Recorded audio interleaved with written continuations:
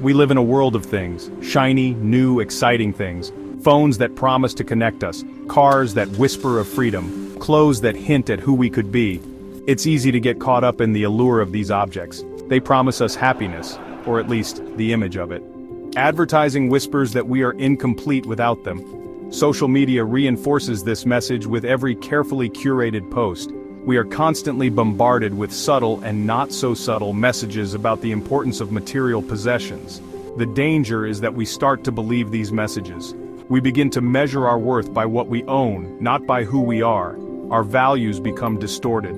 We chase after the next purchase, convinced that it will finally bring us contentment. But true satisfaction remains elusive, always just out of reach. The cycle continues, leaving us feeling empty and unfulfilled. This pursuit of material wealth can have a profound impact on our relationships, particularly our friendships. When our focus shifts to acquiring things, our relationships often suffer. Friends become just another commodity, something to be acquired and discarded when no longer useful or exciting. Why bother nurturing a deep, meaningful connection when there are countless potential friends just a swipe away on a dating app? Why invest time and energy in someone who annoys us when we can easily find someone new to share a fleeting moment with?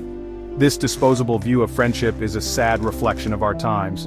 We've become so accustomed to instant gratification, to having an endless stream of options at our fingertips, that we've forgotten the value of true connection. We've forgotten that friendships, like fine wine, take time to mature and deepen. They require patience, understanding, and a willingness to be vulnerable.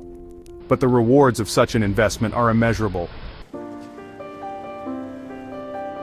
The devaluation of friendship has far-reaching consequences, both for individuals and for society as a whole.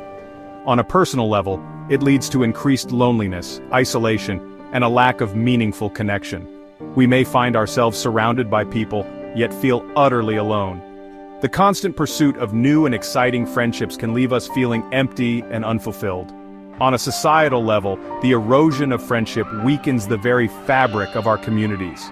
When we view each other as disposable, it becomes easier to justify selfishness, greed, and a lack of empathy. We become more isolated, more distrustful, and less willing to reach out to those in need. The result is a society that is increasingly fragmented, lonely, and unhappy. Is there hope? Can we reverse this trend and reclaim the importance of human connection in our lives? The answer, thankfully, is yes. It begins with a conscious decision to prioritize people over possessions.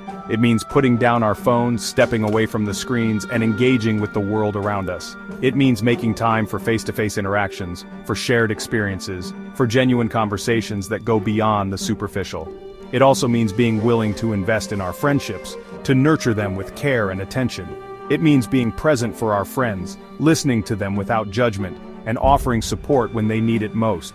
It means being willing to be vulnerable, to share our true selves, and to accept our friends for who they truly are. By reclaiming the value of human connection, we can create a richer, more fulfilling life for ourselves and for those around us. We can rebuild a sense of community, foster empathy, and rediscover the simple joy of human connection.